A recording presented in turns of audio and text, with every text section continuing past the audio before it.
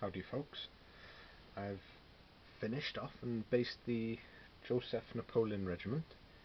That's the, well, I suppose 24-man battalion for black powder. I think I'll probably end up doing that.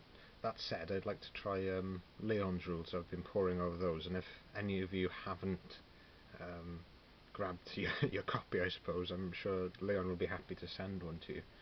He's done all sorts of amendments and supplements and things. I'm really excited to try those at some point. I still need to read over them again, as with any sort of new rule set. You have to pour through it a few times and just just get my head around it really. But I thought this sort of recent painting for Borodino and things would be a good chance for me to try it at home at some point and just try to figure out how everything works with them. And upon initial reading, I did really like how some things worked, especially as I think the stands are taken off for casualties, which is an idea I've always liked, but obviously is not the case with black powder. So I thought that was a really nice feature, and I'll have to read into those more. I've ordered a book because it was suggested on a wargaming blog for Napoleon's cavalry and its leaders, and that's by David Johnson. Lovely hardback book. Again, I had a great deal. I think it was on A-Books or eBay, and a nice second-hand copy of that. And yeah, it looks really good and a good read. I'm quite thirsty for more reading on the Napoleonic Wars now that I've started. I'm not sure what to say about this battalion really. They're white uniforms with green facings. Obviously, I think they're meant to be like Spanish in the service of the French.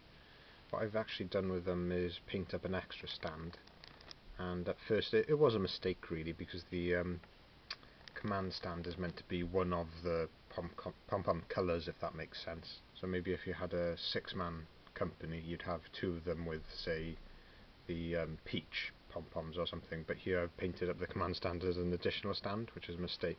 You can see I've also got the Voltigeur company, so you have to have the Voltigeurs, the Grenadiers, and a command stand, and then there's 4 colours, 4 different companies in addition to that. But I think the command stand should be one of those 4 colours, if that makes sense. What I think I will do is, if you can excuse me, I'd probably reshuffle them something like this. I'm sure there's a particular order of battle for the different companies, and I'll have to look into that. I think someone's told me before, actually. It would be something like that in line. Would it throw everything off if we were to have 28-man battalions, or does it not make sense at all? I'm not sure. I think it looks better purely from a wargaming point of view, because you have a central command stand.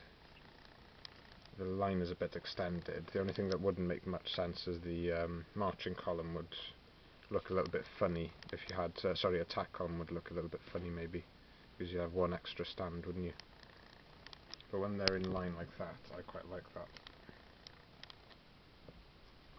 And yeah, quite happy with these. My battery is dying, so that's probably it, folks, but I'll keep you posted with any new freshly painted battalions. And yeah, have a good January, I suppose. Don't think I'll get much done. All the best then. Ta-da.